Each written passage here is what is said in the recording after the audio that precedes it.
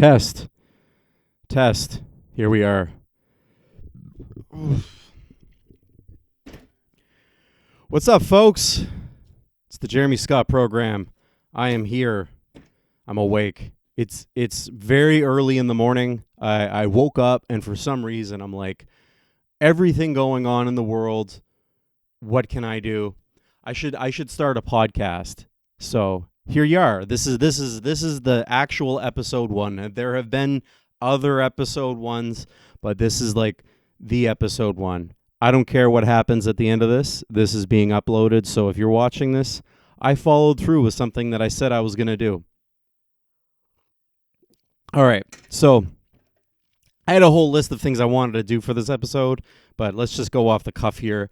I woke up really early, like 4:30 in the morning, here in my little Canadian town, and I'm like, you know what would really help this? I'm going to get some coffee. But I don't want to wake my family up with the fucking coffee machine and stuff, so I was like, just jump in the car, go down to Mickey Don's, and get myself a coffee. And what I like about McDonald's is I get the coffee with a shot of espresso in it. If they don't have if the espresso machine's not working, I don't go. I don't want the coffee without the espresso shot in it. So I go down to get the coffee. And as I'm pulling up to the McDonald's, I see this guy walking through the parking lot, and he's got a rope with a thing hanging on it. I don't know. I couldn't. This is going to mean something later on. I couldn't identify what was on the end of the rope, but it looked metal. It looked like the handle off a wagon or something. I don't know. Like, when you pull the little red wagon, you're going down to the beach. It looked like a metal handle on the end of a rope, and he's just waving it there, and he's walking up to the drive-through window. And I'm like, okay, is this going to be the topic of my podcast? Not, I wasn't thinking that. I'm just thinking, what's the guy with the rope doing, right? Usually I'm not out this early in the morning. I don't know the goings-ons in the mornings. Usually I'm asleep. So I pull up to the little thing and, hey, welcome to McDonald's. Do you have points or the app or something or other? And then I just was just about to order my coffee, and then I'm like, oh, no.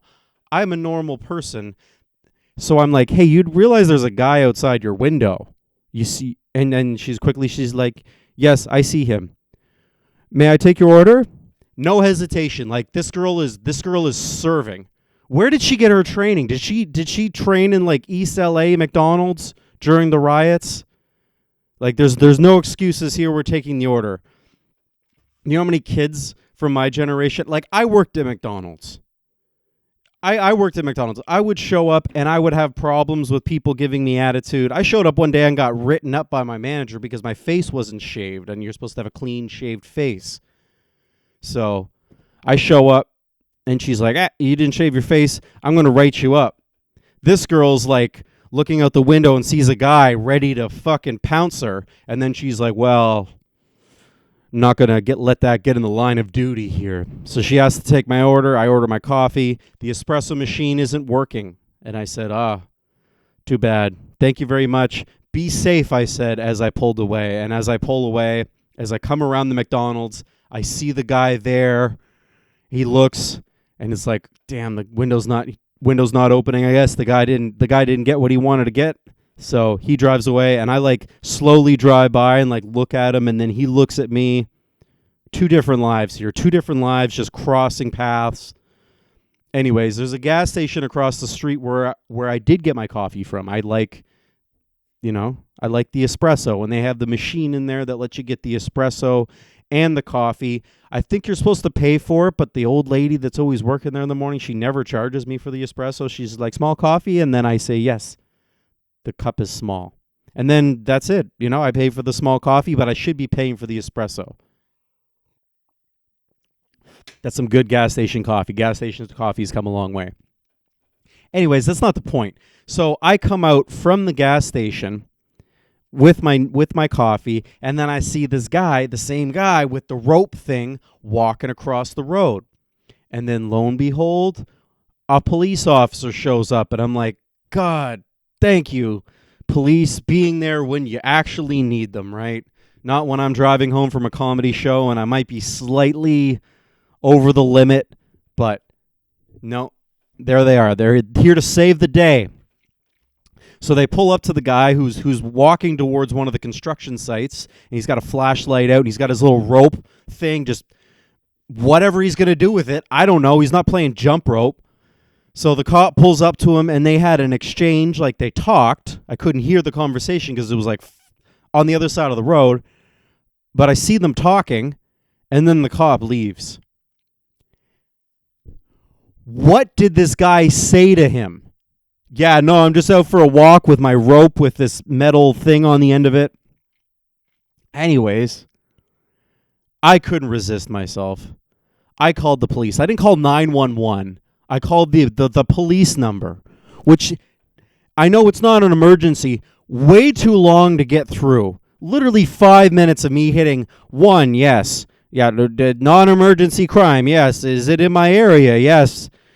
Are you a human being and this isn't a prank? Yes. Just hitting the 1. And then finally, I get through to a person, and then I explain the situation. I say, hey, I was just at the McDonald's on this area, and I'm pretty sure there's a guy there who was going to try to rob the place.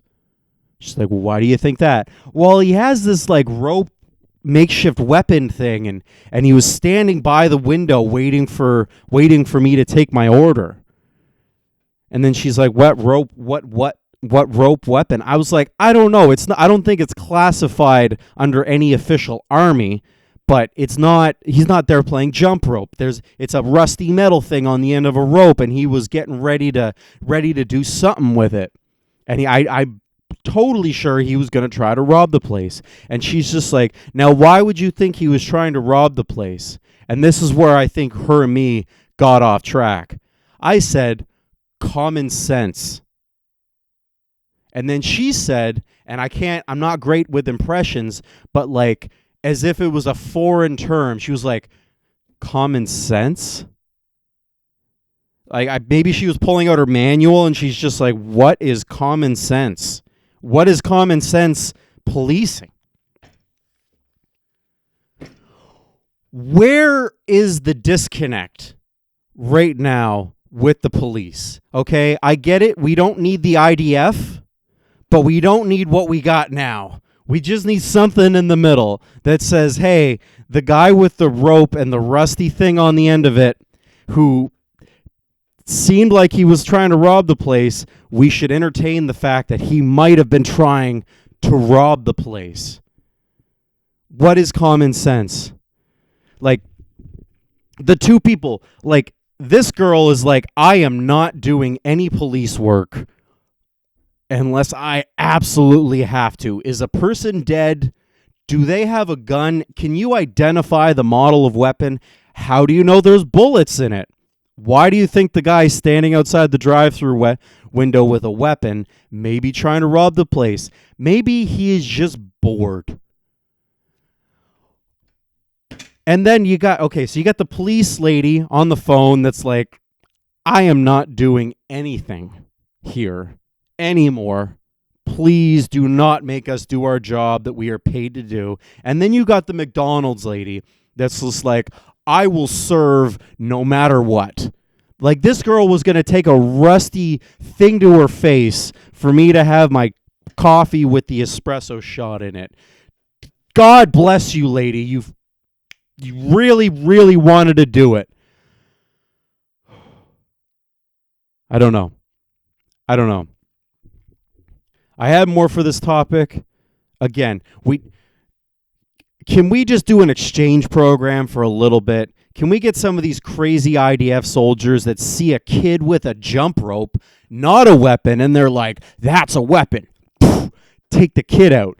And then exchange them with some of these police officers, because clearly they need some restraint over there. And over here, we've gone even beyond restraint, where it's just like, what do you mean this guy on drugs at 4:30 in the morning with a makeshift weapon standing outside a drive-thru window? How could you even comprehend he was going to rob the place? Can we just do an exchange program? Just see what happens. last summer, our the town, it's not even a city. If you're from anywhere, this isn't a city. We had to get these like community police officers to go around all the drug infested little encampments and be like, "Hey guys, this isn't a camping area." And they've done a bit of a good job, you know. It's like it's not as bad as it was 3 years ago. 3 years ago, it was just like the whole family gave up on bike rides. No more bike rides in town. But it's not enough yet, and maybe this is just the normal goings-ons in the morning. I'm usually not up this early. Usually when I am up this early, it's like I'm barely awake. I don't even notice the guy with the rope weapon. Anyways, guys, quick word from our sponsor here. The Jeremy Scott program is brought to you by my sheer will to go on. Yep, I'm here. The lights are on. Comedian friend of mine helped me set up my microphone. If it sounds like crap, just be sure he did a good job. He came, I fed him a burger. He set my mic up for me and said, "All right, here's a start. Let's see where you end up, and then we'll make some adjustments later on," which is better than the other people that have been like, "Hey, I'm going to help you with your microphone." You know, one of them's like, "Maybe I could do your mic and I'll renovate your house as an exchange." I was going to do some renovations on his rape shack out in the woods. The other guy, he was like a DJ, and I met him at comedy shows, and I was like, "You're a little sketchy, but you're a DJ. You can obviously set up a microphone in a guy's little studio and get it going." And he said, "Yeah, no, 100%, we'll do that." Shows up to do an open mic with me, and he's like, "Dude, I can't really do that right now. I gotta focus on my set that I'm gonna do." And I'm like, "But you're a DJ. Like this is like second nature, right?" It's like even when I was starting out in comedy, I was like that. I was like, I got to get my head in the zone. But if somebody was just like, "Hey, man, can you check the oil in my car?" I'd be like, "Yeah, sure. Just pull the dipstick out. Yeah, if there's oil there, perfect. I'll go do my set now and have people stare at me like, 'What are you doing? What's wrong with this guy?'" I went through it. Come a long way. It's been a long couple of years. So yeah, the Jeremy Scott program's brought to you by me, Jeremy Scott. And just the fact that we're not living in a bomb shelter yet. I guess that's the way. That's the way. So when I was a kid, I had this really, really, really fat babysitter. And I was really young. And when you're young, you're like, you don't know the world for the size that it is. Like, I thought Mr. Dressup was, like, filming in the little building down at the end of my road. Mr. Dressup, Canadian TV show. This is a lot of Canadian stuff. Anyways, so my babysitter's really fat, and then I'm just like, this must be Rita McNeil. I mean, I see Rita McNeil. She's on the TV. She's really fat, and then, like, the TV's small. It's not really high resolution. And then my babysitter, she's really fat, and I can't really tell the difference. So I'd always ask her, like, are you Rita McNeil? You can tell me. I know, it's fine. I won't tell anybody. I told everybody that my babysitter was Rita McNeil, and they didn't believe me. Why do you think, as a kid, they just like Jeremy? He's a pathological liar. He just says stuff. It's because I was stupid and just believed it. Anyways, poor Rita. She died in like 2005, 2006. She missed the best time to be fat. She really did. Like right now is just the best time to be a big fatso. In 2000, when she was, you know, in her prime, her big old prime in the mid-90s, if she would have showed up to McDonald's and a guy would have been outside the window with a makeshift weapon just waving it around, the person on the drive-thru window, the little speaker box would have been like, "I'm sorry, I can't serve you right now, and we're waiting for the police to show up. That clearly the guy out there has malicious intent." Not now. Now the woman's there. She's like, "I'm ready to serve. I will die for your diabetes. What do you need? I will get it." Poor Rita. She missed the best time to be fat. She missed the best time to be fat. Fat people now, they have such a personality. You know? They're like, I'm fat and I'm not gonna let that get in the way. I'm gonna set up my sleep apnea machine to be just personalized for me, my own little touch. If the power goes out, instead of it just doing this annoying beepy thing, it's gonna play One Last Breath by Creed.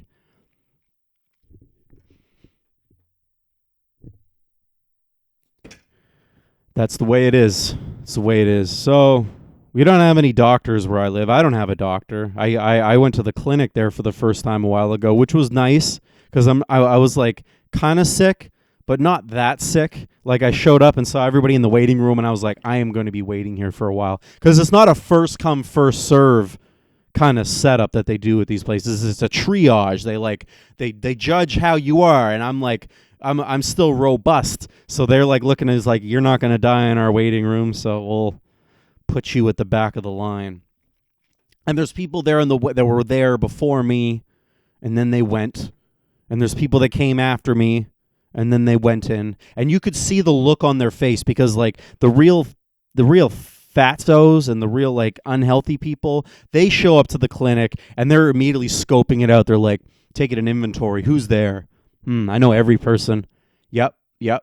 And then they know in their head who was there before them and then who came after them. Kind of like I did. But when their name gets called and they see people that were there before them, they get up and they're almost just like, they're happy. They're like, yeah, I'm going before you. It's not a bad thing to get picked last at the clinic. When you're a kid, gym class, if you got picked last, it's like, the clinic, you're the last person going in. You're like, well, it's not that bad. I don't need to have a panic attack tonight about my health. It's good. And then you just wait to see the doctor, and the doctor's just there, just getting through it. Not even going to check. I miss my old doctor. I used to have a doctor.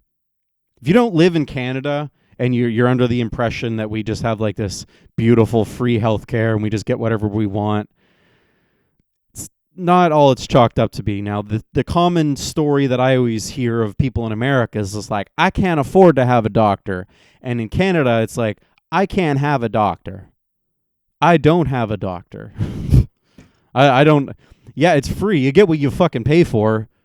And I pay a lot of taxes, but they don't like break it down. You don't like get your tax bill and you're like, this much of your tax is going to pay for this and this much is going to pay for this. Because anybody who would see the breakdown and then see, oh, I'm paying this much for a doctor, take that off. They'd be calling the customer service line like, I'm paying $40 a year for the doctor. That's too much. I don't see a doctor.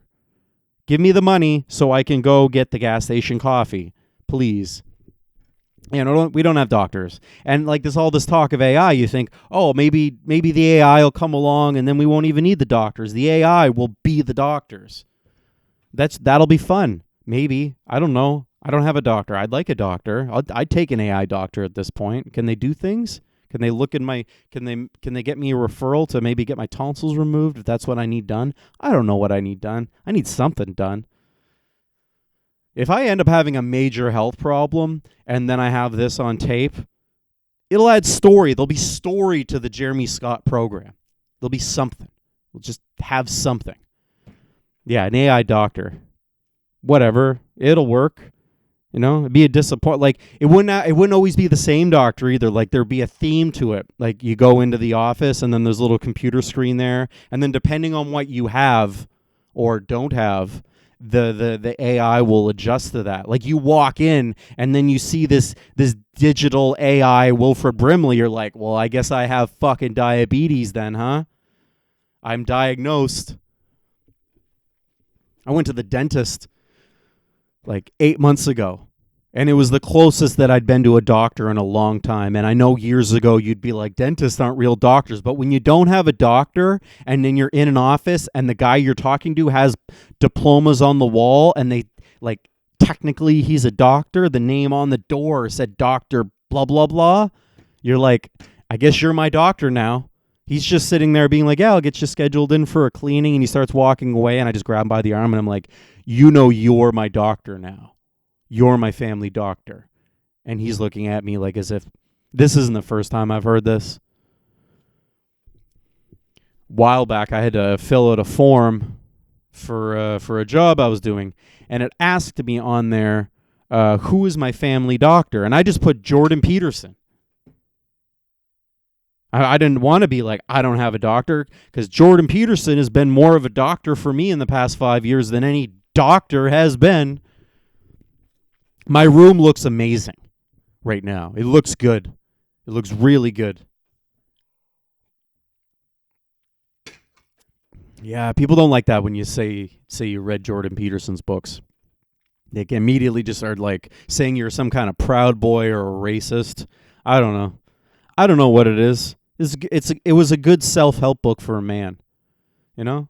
I used to think flies in here. I used to think when I'd meet a chick and I'd go over to her house and I'd see like a bunch of like self-help books, Eckhart Tolle, all that kind of stuff, I'd be like, "Oh, yeah.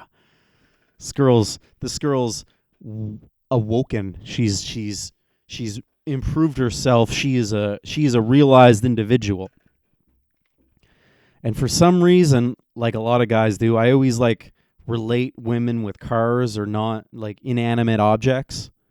And I realized when I made that comparison, I was like, "Oh, okay, if this was a car, I wouldn't look at it the same way. If it was a car, I'd look at it as be like, oh, okay, cool, you just got all of this work done." Okay, I'm just free advice here. If you're like a person and you don't know a lot about cars and you're going to go look at a car, if you go look at a car and they're being like, "We've just had everything replaced." Oh yeah. Oh, they got a whole list of stuff. That's not a good thing. That means the car before they did all that work was fucked. And they still don't want it. That's what I feel like with the self-help girl. You never know. You never know. But teach their own. I mean, girls probably see that. They see my 2 Jordan Peterson books on my bookshelf and then a bunch of other books that I didn't read. Then they probably get that idea. Jordan Peterson's more of an internet personality now than as far as the books goes. I liked the first book. Second book, you could tell he had a bit of a grudge. First book, really good. Definitely recommend it. It's fun. I'm not buying Dave Ramsey's book. I've listened to enough Dave Ramsey. I'm fucking done with Dave Ramsey. The guy's stuck in my head now. Every time I'm going out and looking at shit, I just hear him in the back of the voice. "You don't need that. Unless you make $1 million, you can't afford to buy that. Pay off your debts." I was looking at a bidet. It was like $80. I could totally have afforded that. I wanted a bidet, and then I could just hear him in the back. "You can't afford that bidet. Use your shower head. Use your shower head." I got to get off the internet. I'm so sick of the internet. Like the past day and a half has just been this CEO guy at a Coldplay concert cheating on his wife, which is like, bravo. You know, I know every time there's like some big wig guy that like his affair gets exposed, it just makes all the other married guys just look better. They're like, I know, I wasted the paper towel, or I didn't pack the dishwasher right, or, you know, I didn't put all the clothes in the hamper. I'm not going to a Coldplay concert, and I ain't cheating on you. You made me look a lot better. That's it. Yeah, so it seems like a good time to start a podcast. It's a good time. I started really getting back into the idea of making a podcast right when the Iran stuff started popping off. I was like, this is going to be great. You know, the USA and Israel, they're taking Iran to the train station. I'm going to make a podcast to do my ha-has, because I love doing the open mics, and I've been doing more and more shows. I actually did my first big festival recently, the Salmon Festival at the Northern New Brunswick. Yeah, by the way, that's where I am. I'm in New Brunswick. I'm filming from an unknown location in New Brunswick. So it's a nice little place. If you're watching this and you're not from Canada, New Brunswick is basically just like Maine with less doctors and less guns. That's the policy in Canada right now. It's just like, you don't have guns, what do you need a doctor for? Fuck it. I'd take an Indian doctor at this point. I mean, I swear to God, every time I go to Tim Hortons, sometimes I see the guy and I'm like, I feel like you're a doctor. The level of like disappointment and frustration you're demonstrating with making the coffee is like you're not using the skills that you have. We need to get you into those positions, sir, because the attitude over the coffee is not it's not your best, not your best. Come on, buddy. Yeah, Tim Hortons basically now is just like, we are hiring Indians, and that is it.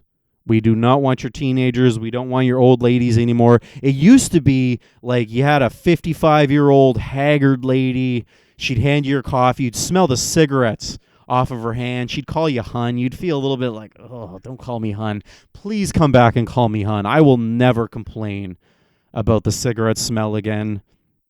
Because it's like Tim Hortons now is just like, nah, we're only hiring Indians. Get them in here. If they have trouble speaking English, maybe they don't understand the currency that well, make them a cashier. If they show up late for the interview and they like give you attitude, make them a manager. Every time I walk into a Tim Hortons, it looks like one of the employees was just shot 45 minutes ago and everybody else was told, you can't leave. Just keep making the coffees and putting out the donuts. That's where Tim Hortons is now. They're 60 years old. They just had a birthday a little while ago, and they had like it on the cups. And it was just like, we're 60, like as if they're like a wise 60. They're like a 60-year-old that calls you drunk late at night. They don't want to take any accountability. They're like, do you want a pizza or something? I've been doing this a long time, you know? It's just people don't appreciate me. Tim Hortons used to be great. This is not going to be the theme of the Jeremy Scott program. I swear to God, it isn't going to be like, things used to be great, and now they're not great. No, and it's not going to be like every time I have a weird encounter with somebody that looks like they're going to rob or shoot somebody, because that's basically every day. Every single day. Even if I'm out on a bike ride, the amount of times that I'm like on the bike and then mentally preparing myself to be like, okay, I can use the bike as a weapon. I'll kick it up and just give them a blah. You know, like if you're gonna do a wheelie, but you put your feet down and then you got the bike up on its rear wheel, and then you can do that. Saw a bear one time on a bike ride, and then like for some reason I thought, yeah, I'll defend myself with the bike. So glad the bear was just like, I'm going to get something to eat. Oh, I don't fucking want. There's no meat on you. God. That's what I feel like Rita was like in her last few days. There's no meat on that boy. Stop calling me Rita McNeil. Oh, Rita. God, if you could only see it now. All the sugar that can be delivered to your house. Skip the dishes. It's all here. Yeah, I don't know what else to put in here. I wrote this. This is just me. I have no teleprompter. If you could only see my surroundings, and you'd be like, wow, you really framed the camera in the right spot, because any more that way, and you're like, this guy's in a garage. We're doing what we're doing, you know, starting from the bottom. But I'm grateful. I'm grateful I still have my health. I'm grateful I don't need a doctor as much as maybe some other Canadians do. Yeah, I don't know. If you're in the IDF and you're like, hey, I'm getting tired of shooting kids and I would love to shoot drug addicts that deserve it, Canada seems to be pretty easy to get into now. So just throw in your application, you know, just say, hey, I'm going to come there and just do what I do best. You see the guy with the jump rope? It's so hard to have empathy now. It really is. It's hard to be like, I care, because it's like just everywhere. It's just desensitized. Like I used to walk by homeless encampments and see all the tents, and then I just feel bad. And now, like where I live, they don't even have tents anymore. They have fucking structures that they build out of things. They take pallets and car parts, and they just build things together. There was one downtown that I saw, and the guy had a stainless steel chimney coming out. And I didn't go up to it with a level, but like I used to do construction when I was younger, and I saw it, and I was just like, that looks pretty good. That looks pretty good.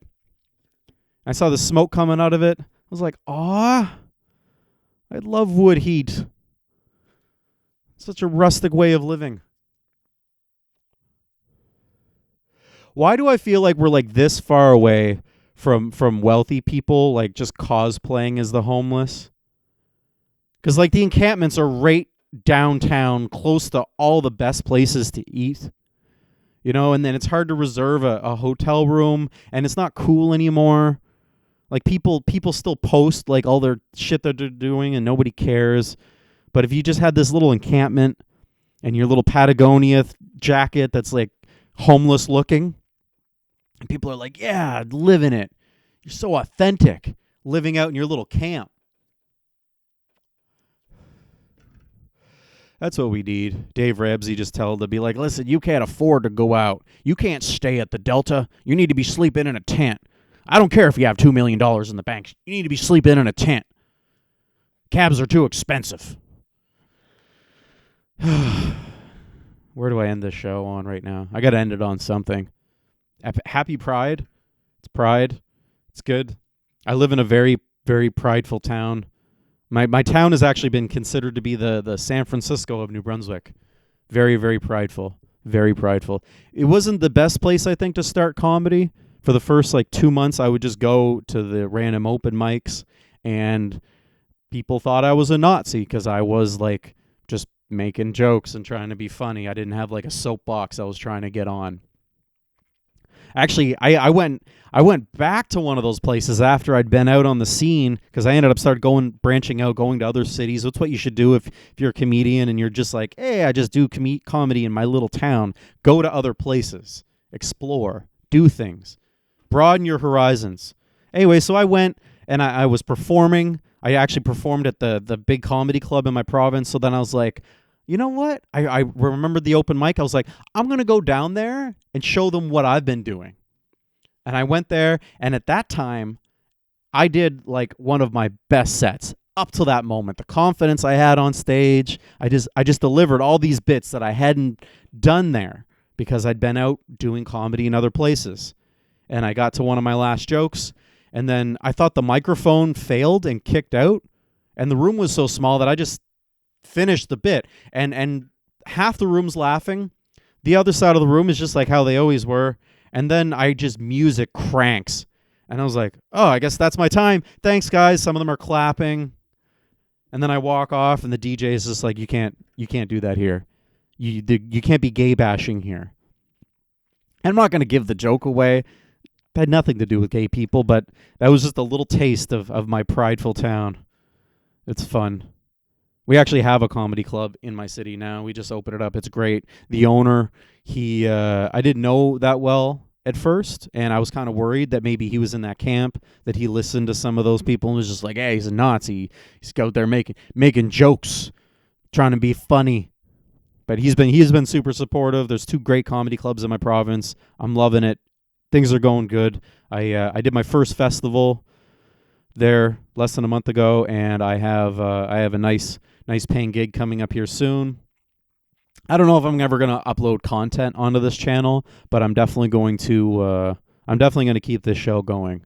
So if you're watching this and then I have a whole pile of videos and you're like, wow, let's see where he started. Right here. This is where I started.